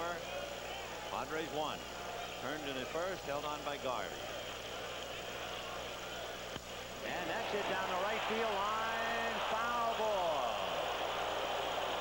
That was Bruce Fremming of the National League, looking like a gyroscope perfectly.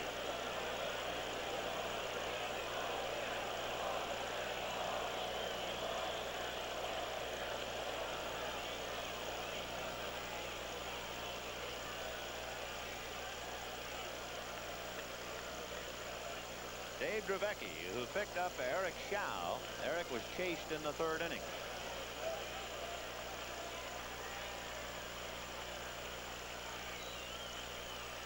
Now back.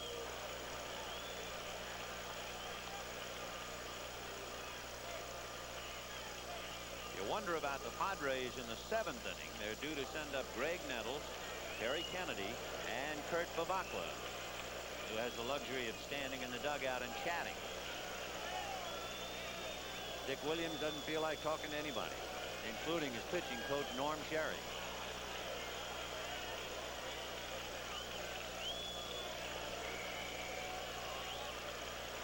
Breaking ball, a one-hopper to Templeton. To Wiggins for one, to Garvey for two, and that nails down the sixth. No run, one hit, and nobody left. And at the end of six, Tigers 4, Padres 1. We'll be back after these messages from your local station. Professional bowling and Earl Anthony's 7 Steps to Better Bowling.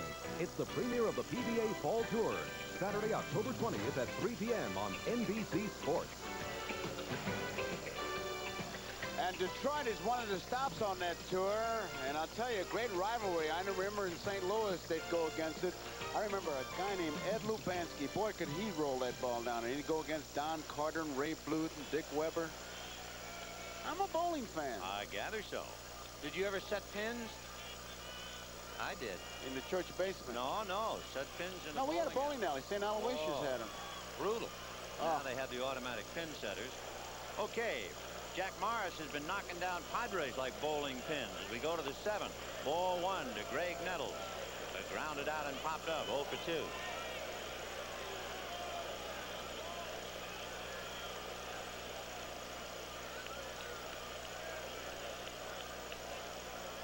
Jack has retired 10 in a row. In there. 1-1. Tigers scored twice in the first, twice in the third. Each time Trammell homered with Whitaker aboard. Kennedy homered in the second, and that's it.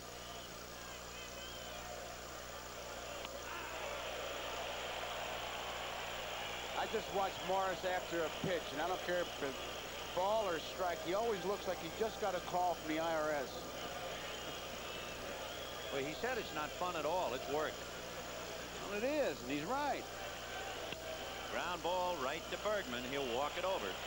One away. That's 11 in a row.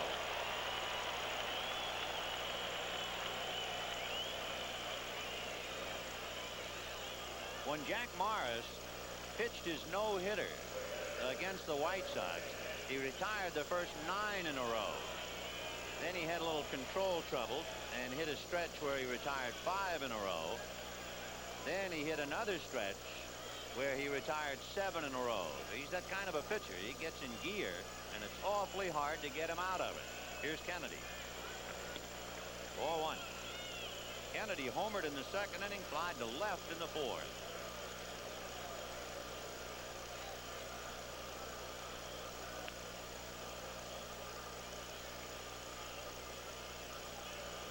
Oh, he's out in front of that. You can see that bottom drop out, and you can see that Parrish wanted a fastball, the outside part of the plate, and Morris shook him off. He put down that 3, and here comes the thing. He started that swing yesterday. Look at this. Well, see, the arm speed is that of the fastball, and that's what makes it so tough. 1-1. And he probably hits it right at Lemon.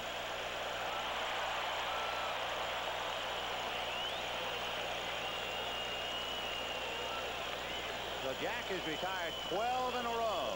The dirty dozen.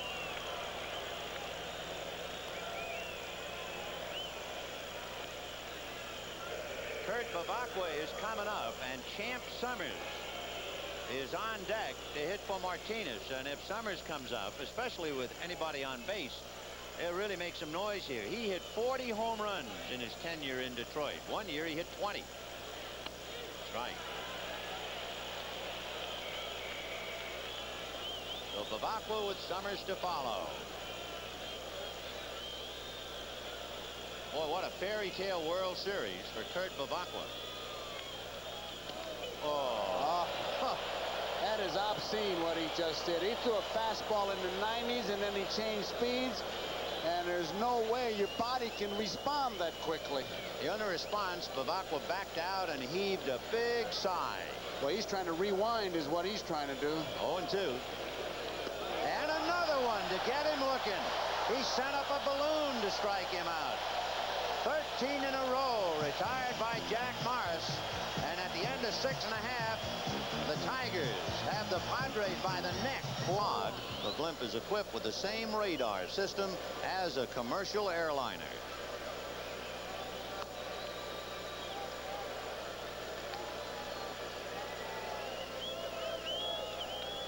Jack Morris all smiles, and well he should be. He has retired 13 in a row. The last Padre base hit was Tony Gwynn in the 3rd inning. And you remember that first game when he came down the stretch, he really went to the whip. He smells the victory and he comes down hard.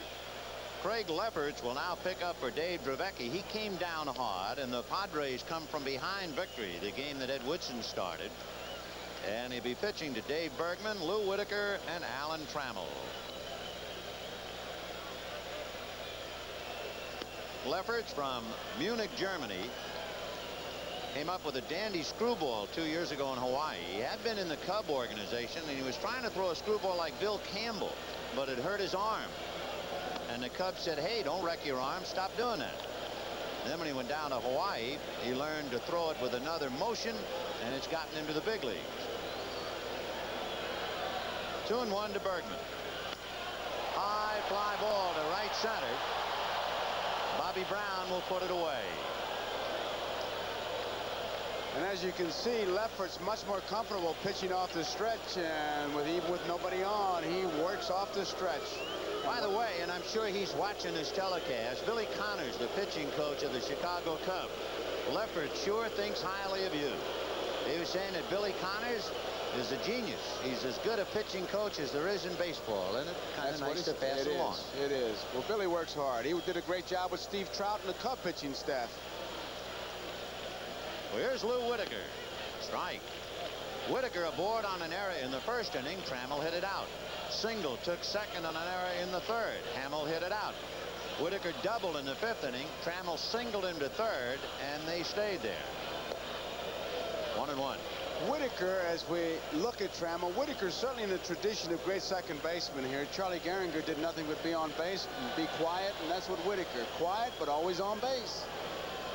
Marvelous, these two. What a knockout punch right at the top of the order. Whitaker and Trammell. 2-1. I think it was this year or last year's All-Star game when Trammell, they wouldn't let him in. They thought he was too young. They said, get away, kid. 2-1. Little ground ball at the end of the stick to Templeton. 2 away. By the way, a fine performance by Dave Dravecky. He came in after Schau had let it get away. Dravecky worked 3 1/3 innings. No runs, 3 hits. But this is what happened to Schau. Not just once, but twice.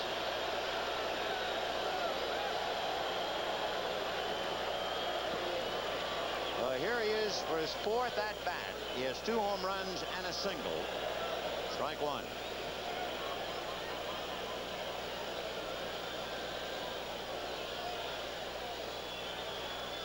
Scroogey, but he missed with it. 1 ball, 1 strike. 2 out in the 7th. In the 8th inning, the Padres are due to send up Martinez, Templeton, and Brown. If the game continues like this, who's the MVP? Can you give 2? Maybe we'll make an exception. I don't know. What do? You have Morris, who's absolutely brilliant, and Trammell with 2 home runs and 4 RBIs. Foul the other way, or first base out of play, and the count 2-2. You know, there's an interesting thing to me anyway. This is the first time I've seen a World Series where there is no bunting downstairs. There's a little bunting, a little bit, used sparingly in the upper deck. Downstairs, barren. Maybe that's the Detroit hard-nosed approach to all the pomp and circumstance. High fly ball. I don't think he got enough of it, and Martinez will get all of it. And the Tigers are gone in the 7th. At the end of 7th, the Tigers and Trammell and Morris 4. The Padres and Kennedy. All right, Bob, and good luck to your school where you are teaching little leaguers pass balls so that their families can go home early. You know what he did in one World Series? He was out in the outfield playing a tuba with the band and catching line drives, and the guy was going crazy. He was using a tuba to catch it. Should be a great show. Look forward to it. Right now, Tim Flannery hitting for Carmelo Martinez. Then it'll be Gary Templeton, and we'll see about Bobby Brown. Fouled away, off to the left. It was Flannery who came off the bench to hit that hard ground ball that went through Leon Durham. And the beginning of the end for the Cubs. It's Flannery, who has been with San Diego since '79. So he had reason to shed tears when they beat Sutcliffe and won the flag. And he lines it to center. Lemon has to play it on a hop, and that breaks the string. Morris had retired 13 in a row, and Flannery singles to center. At third base for Detroit, Tommy Brookins. Brookins replacing Darrell Evans, and the hitter is Gary Templeton. Bergman playing behind the base runner. He just motioned to Morris. Templeton has been jumping on that first ball. Let's see what he does this time. They'll put something extra on it, I'll guarantee you that. First ball swinging. Boy, they really got the book on him. One away.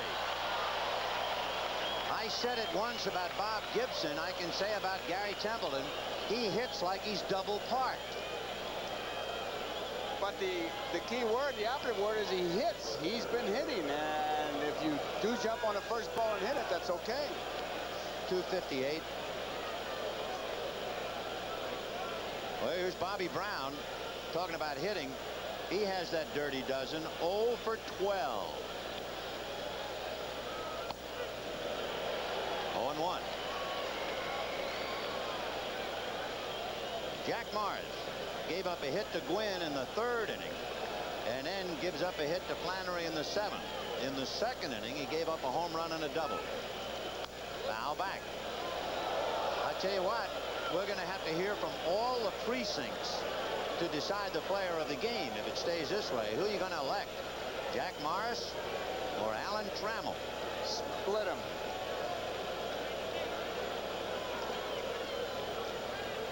Oh, and 2.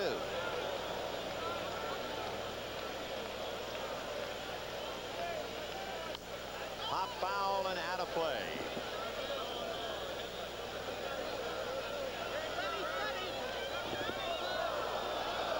Should Jack Morris falter, and remember we told you, Sparky's only had one complete game from a starter in 26 World Series efforts. This is 27.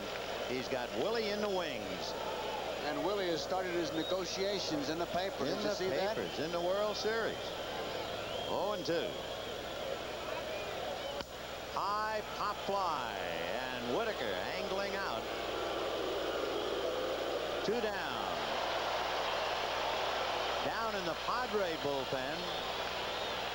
With the team down by 3, it reflects the San Diego position. He needs some work. The Goose.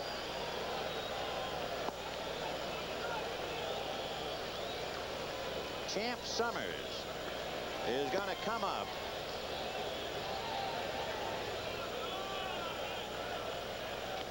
So they're looking for the home run ball. As we said, Champ hit 40 here in 3 years, including one season when he hit 20. Champ is the first to recognize that time has just about run out for him, and this will be his first World Series at bat. Could be a consideration in the choice. I wouldn't be surprised. He's getting in under the wire. The story I've always heard about Champ, his name is John. When he was with the A's, he was autographing a baseball, John Summers. And Reggie Jackson supposedly said to him, how can you sign John Summers? Nobody's going to remember John Summers. Use a little flair. Sign a champ. And he's stayed with it, or stuck with it. Pitch gets away, and down to second goes Flannery. 0-1 to Champ Summers, and I bet you he's fighting some butterflies. Has to. Here's a replay on that pitch.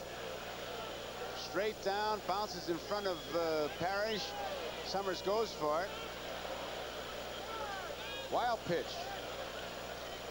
So Flannery at second on the wild pitch with 2 out. 0-1 to Summers. 4-1 Tigers. Top of the 8th.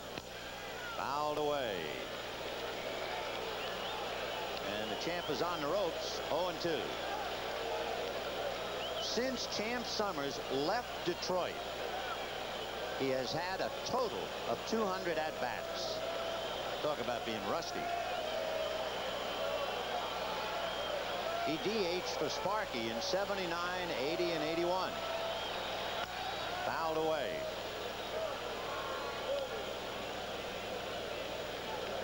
And Jack Morris leading 4-1. The only run, a second inning home run by Terry Kennedy.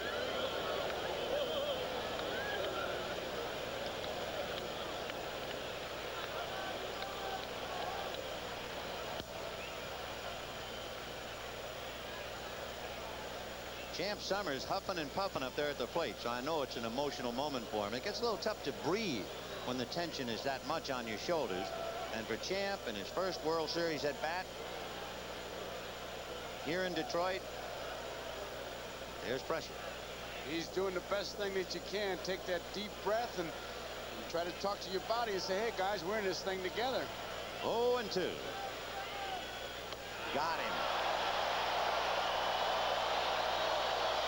Jack Morris strikes out his 4th. Flannery is left at second. And at the end of 7.5 innings, the Tigers 4.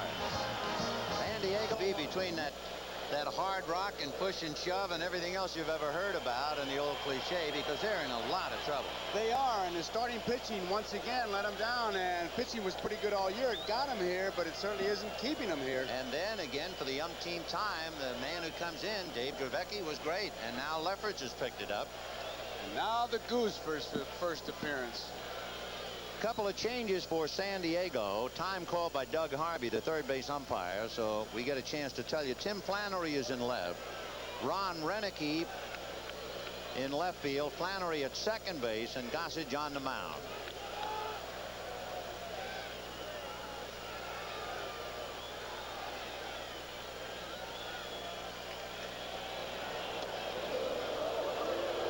Goose is one of those guys, he wants the ball. He will not fool around. He'll get the ball and it'll be right back at you.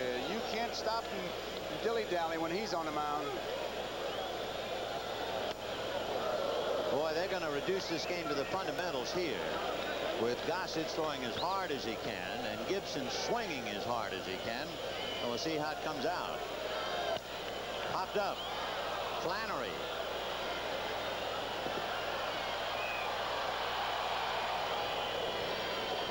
According to the gun, the first pitch he threw was 95 miles an hour. I could believe that one.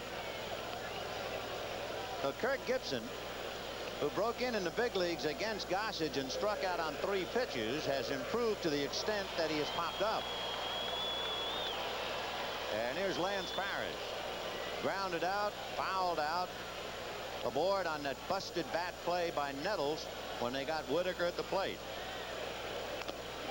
Oh, that got Richie Garcia. And I mean, it's a nasty crack because his position, he's wide open. Oh, he's going to have a dandy bruise. Got him on the right leg. I mean, he's talking to himself. Look at his position. He's wide open. He took a nasty one. They used to get behind the catcher more. In fact, that was the biggest single difference between the National and the American League. The American League umpires wore an outside chest protector and stood behind the catcher.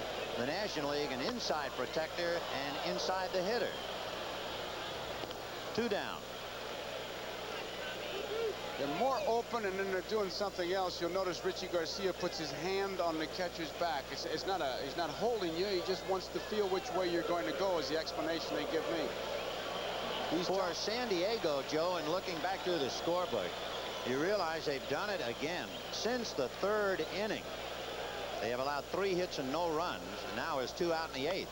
It's always the people coming out of the bullpen who succeed. 0-1 to Tommy Brooken. The goose is thrown between 93 and 98. And he hasn't worked in a while. No, he hasn't. And Terry Kennedy could break in the glove in 4 minutes. 0-1. Ground ball to short. There's Templeton. So the goose pitches well, but it's not going to mean anything unless the Padre hitters can shake themselves against one of the great pitchers in the game, Jack Morris. And at the end of 8, 4-1 Detroit. Whitaker aboard on an error. Trammell a home run. 2-0 Detroit. In the second inning, Kennedy hits one upstairs to right to make it 2-1 Tigers. In the third inning, Whitaker singles, takes second on Gwynn's error, and Trammell a home run to make it 4-1. And look at this, 87 pitches. In the last inning, Jack made 12 pitches, and they were all strikes. Look at the difference between strikes and balls. That's the difference between a good pitcher and the mediocre pitcher.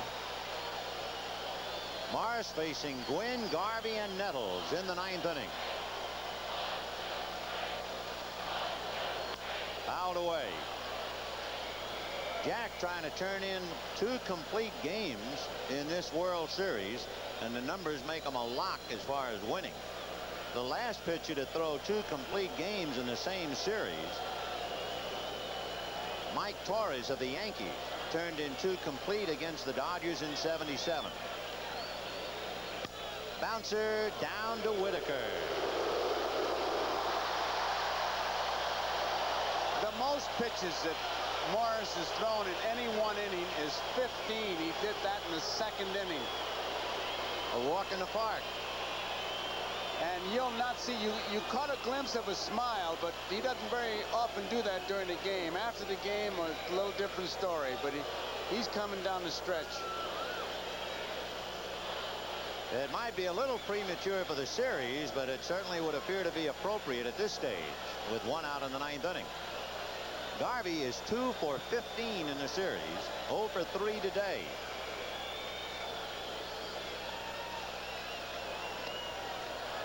One and 0.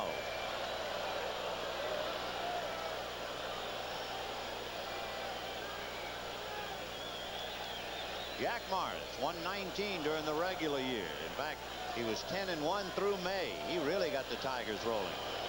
Fouled away. 1-1.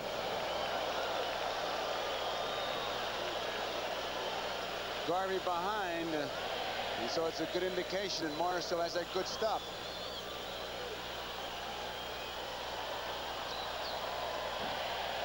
Twenty of his last 21 pitches have been strikes.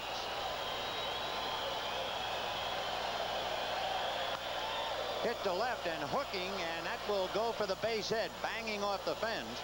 Garvey's going to go for 2. Herndon's throw to Whitaker. He is in there. Down by 3 with 1 out in the 9th. Just did get in there, like he did last night. Right, and that's one of the few pitches that he got up. Herndon makes a good throw. Whitaker took a good look as he takes the tag. And you watch and you'll see how close it was.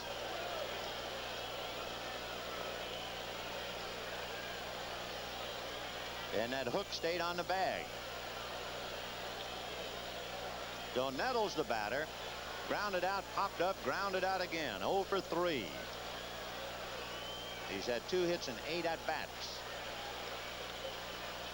Garvey at second, 1 out in the 9th, 4-1 Detroit. Strike outside part of the plate. Nettles, you saw him kind of back off on his heels. He was looking for a pitch inside that he could pull and hit out. Though Morris really fooled him with the location. 0-1. And he won't give him an inside pitch, so he pulls the outside pitch, and it's an easy out.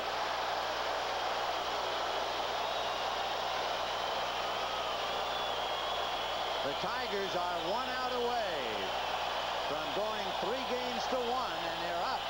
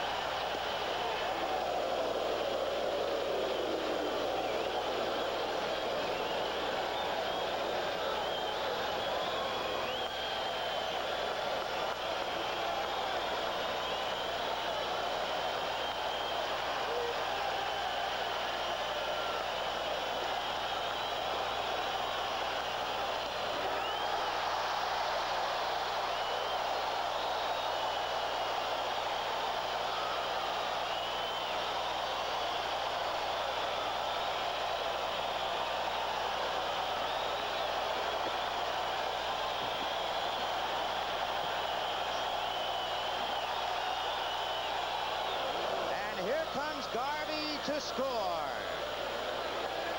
He simply overthrew that when he was going for the strikeout, and he overthrew it. It cost him a run. Tigers 4, Padres 2.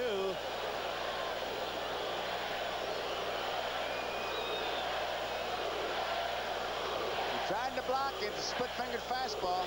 This crowd's going to tell you what's happening. And they're chanting, "Who cares?"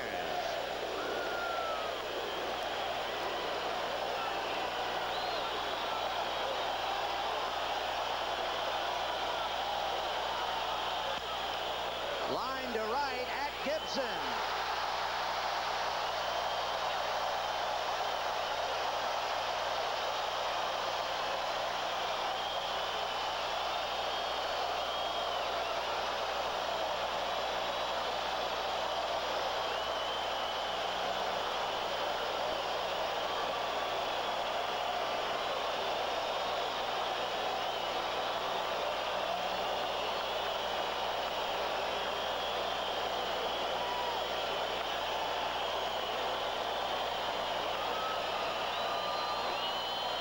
We'll be right back. Of the Miller Brewing Company, light beer from Miller, happy to present 2 checks for $1,000 each in the name of Alan Trammell and in the name of Jack Morris to the National Multiple Sclerosis Society. And let's meet them both and go down to Len Berman. Thank you, Vin Scully, both of the co-MVPs with me now. Let's start with the man who pitched the second complete game in the World Series. Jack, were you at any time tiring out there? Well, I really didn't feel that strong early in the game, and I didn't really feel that strong late in the game, but I had enough rhythm. I didn't have the velocity I don't think I had in my last game, but my control was better, and I was on top ahead of hitters, and this guy right here got me the runs I needed. I'm curious to see if you know. Do you know how many straight you retired? No, I don't. All right, it was 13. It's good enough. Did you feel that the strikeout of Kurt Bavacqua on the 2 slow pitches, maybe that was the exclamation point on it? Well, I know Kirk. I played with him, and I know what he was looking for, and I figured if I can get it over, there's a good chance he's going to hurt himself. And it was just a good pitch. You know, I think I surprised him. All right, let's check out Alan Trammell. Let's see, 1 home run in the playoffs, 2 in the World Series, Mr. October. Well, I couldn't be happier, and I know I'm not a home run hitter, but the best thing about it is they were game winners, and Jack pitched outstanding, and we're up 3-1 right now. I'm just a very happy man right now. Did you have any inkling coming to the ballpark what kind of day this might be for you? No, I tell you, a lot of times in World Series it brings out the best in you, and I'm playing against my hometown team, and I'm trying to do the best I can, and so far everything's going very well for us. It's just great to be here. You know, it's a dream come true to play in a World Series, and especially to perform well. Congratulations to both of you, to Alan Trammell and Jack Morris. Let's go back upstairs to Vin and Joe right now. Okay, Len, and Joe, what about your thoughts in the aftermath of the ballgame? Well, I think if you're a young pitcher, take a page out of Morris's book. Get ahead of the hitters. He made 99 pitches, Vince. 73 of them were strikes. They certainly had the momentum going in. He just kept it going. It's going to be a tough road for San Diego, but they've got a lot of bulldog in them. I've been using that word, but that's the best word I can find to describe that ball club. Their starting pitching has just not really been up to snuff at all.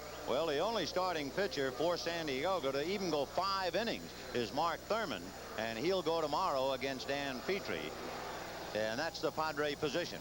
Game 4 of the '84 World Series brought to you by Ford and your Ford dealer. Have you driven a Ford lately? By Holiday Inn Hotels, a better place to be. For worldwide reservations, just call 800-HOLIDAY. By RCA, creators of video technology that excites the senses. And by Light Beer from Miller, an official beer sponsor of Major League Baseball. The executive producer of NBC Sports is Michael Weissman. Coordinating producer of the World Series, Harry Coyle. The World Series produced by George Finkel, directed by Harry Coyle. Pregame produced by Les Dennis. Pregame and replay director Andy Rosenberg. Replay producer Kenneth Edmondson. Technical director Lenny Stucker and replay technical director Bill Tobey. Remember, tomorrow we'll be here in Detroit for Game 5 of the World Series, and we hope you'll stay with us as NBC Sports World presents a great boxing doubleheader with Boza Edwards battling Charlie Choo-Choo Brown. Irishman Barry McGuigan fights Felipe Orozco live from Belfast, Ireland. That's the World Series tomorrow.